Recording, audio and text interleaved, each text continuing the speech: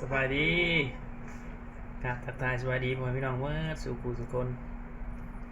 เนี่ยมาต่อกันคลิป EP 4เนาะพี่น้องเนาะ4พี่หาตอนนี้ยังอยู่โรงพยาบาลเลยพี่น้องอยู่กับสาวซุปกับแข็งแห้งเลยพี่น้องเนาะแข็งแห้งทั้งแม่ทั้งลูกเลยสบายดีเด้อพ่อแม่พี่น้องทุกกำลังให้นมน้องออโต้อยู่2 คนพี่น้องเนาะป้าไปหลอดตลาดไปหลอดซื้อแนวกินเบิ่งคลิปตัวเองพี่น้องเนาะมาอยู่จัง2 คืนแล้วหากระหู้มาอยู่ใน2 คืนคืนที่3ที่ฮอดหากับเบอร์ผู้ว่าเปิดทีวีได้พี่น้องไปกับมึง YouTube ได้บ่ต้องเพิ่นตะลึงเบิ่ง YouTube ส่องตัวเองเลยส่องสาวซุปเนาะ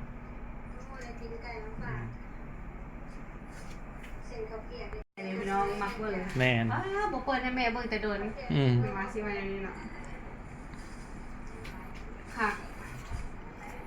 มันอยู่จนดัน2 คืนยังบ่ฮู้ว่าคืนที่3ถึงฮู้แม่ไปว่าหันเงาอยู่เงาบ่มีแนวเบิ่งแม่นบ่ได้ลองเปิดก็สิลองเปิดมื้อนี้ก็ลองเปิดมื้อนี้นะพี่น้องถ้าบ่มีการเปลี่ยนแปลงมื้ออื่นก็น่าสิออกพี่น้องแม่นเพราะว่ามื้อนี้เพิ่นเจาะอันเลือดลูกไปตรวจแล้วถ้าว่าบ่มีค่าอันอีหยังหั่นนะค่าตัวเหลืองหั่นนี่ค่า pH อีหยังก็สิได้ออกหมอมื้ออื่นนี่แหละสาวสุคิดว่าแม่นตัวจริงพี่น้องเนาะรอติดตามคลิปต่อไป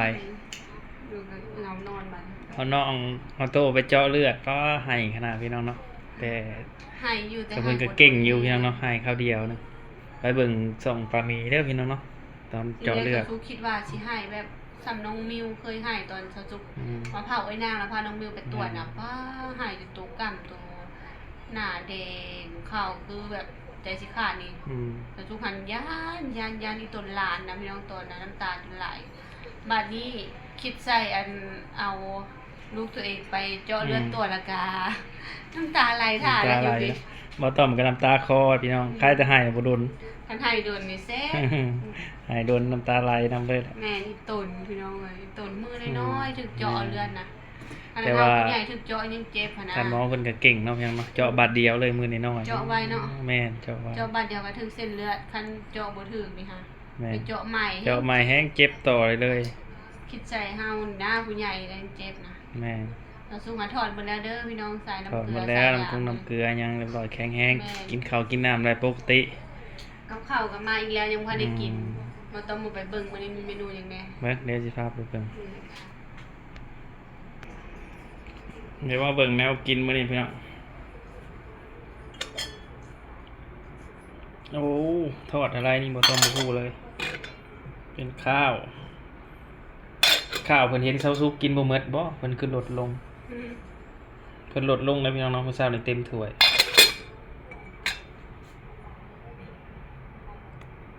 ต้มจืดเมนูไม่ซ้ำกันเนาะยังอันนี้พี่น้องปวดหมูข้าวกินบ่หมดลืมเอาไว้พี่น้องเนาะเพิ่นเห็นกินบ่หมดเพิ่นเลยให้น้อยเมื่อเช้านี้เห็นเหลือเอาตะมอกไปซุกย่างได้แล้วพี่น้องเอาอาหารมาเองเลยหิวแล้วจักพอดีคุณหมอเพิ่นว่าเดินบ่อยๆมันจะได้ดีเหรอเห็นเลยหายดีไวๆลูกก็นอนมือตาอยู่นะ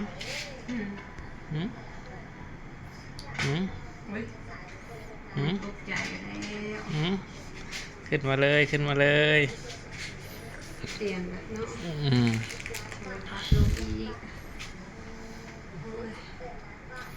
ปรับเตียงเมนูไม่ซ้ำกันพี่น้องอาหารแบบบ่น่าเบื่อจักวันปรับเตียงลงอีกปัจจัยน้องมิวถึงพี่น้องมาลูกมากินข้าวออโต้กินข้าวนะแม่ออโต้มากินข้าวเด้อเว้นตาเด้อนอนถ่าเด้อจ้ะพื้นเป็นขึ้นพี่น้องอยู่หน้า ผื่นคุณหมอเพิ่นว่าอัน อืม พรุ่งนี้เดี๋ยวเพิ่นดูให้อีก อืม อืมโอ้มีอันแกงจืดแตงกวาแกงจืดมีทุกคาบแต่ว่าไม่ซ้ำกันเด้อพี่น้องแกงจืดแบบใส่ผักใส่แตงใส่ลูกพัก อืม ขาไก่เนาะแกงจืดไก่แล้วก็ขั่วอันนี้น่าจะเป็นทอดมันปลากับน้ำบวยถ้าคือมือฟิก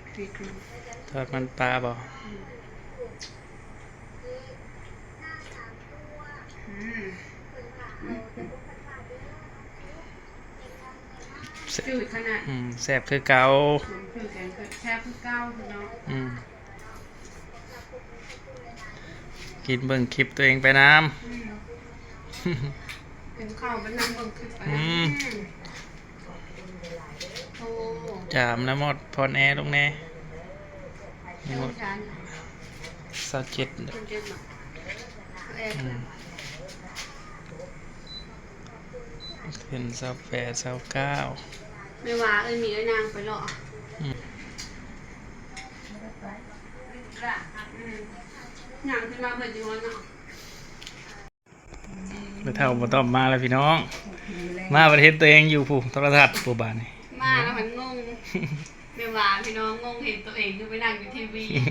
พี่เต้เขาเบิ่งยูทูบได้เลยจ้ะ โอ้หมาเฮือนกับหมาเฮือนเฮาน่ะ แม่ อืม ไม่ได้ไม่ได้เปิดแต่เมื่อวานซื้อมื้อนี้ทำไมเนาะแต่ก็บ่เหงาเลย ค่ะ ค่ะ หลานน้อง มีรถเงาได้ลงไปเนาะลิ้นอยู่อัน ลู ลุ ก ง ตลาดแล้วก็มีเบิ่งนี่ก็บ่ลงแล้ว อืม มีคนได้เว้าได้ร่มอยู่บ่แม่ลงไปมีคนลาวมาอยู่บ่ มีคนทางผิดบ่มีคนลาวคนทางผิด อืมคนลาวบ่มีเนาะมา เออ ตื่นแล้วพี่น้องค่ำแล้วตื่นแล้ว เว้นนี่นอนอยากนมอยู่บ่จัก เอาแขนออก อืม นมบ่ลูก ขึ้นเนาะได้อยู่เอาออก เดี๋ยวเอานมให้น้องกระโตกินก่อน เดี๋ยวจะมาก็จะทุกทีทำกุ้ง อืม ว่ามันปลา มันกุ้งนะ กินแล้วเธอหนึ่งพี่น้องแล้วก็ต้มทรงนมกำลัง พี่เย็น สิเย็นเกียมเอาให้เดี๋ยวให้แม่เพิ่นกินข้าวพอดี หมอก็ให้กินข้าวแล้วก็กินยาพี่น้องเอายามาให้เรา แม่ เขาจะพยายามกินให้มันตรงเวลา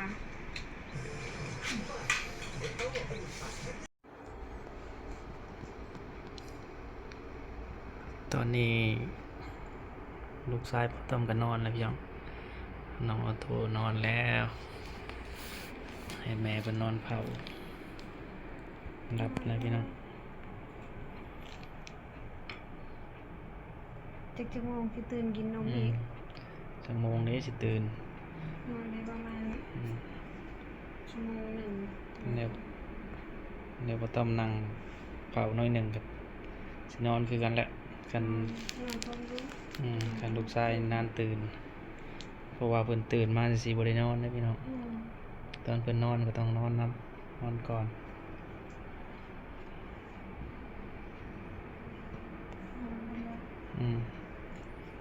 น้องมิวก็รับนะพี่น้องป้าบ่ต้องไม่เท่าบ่ต้อง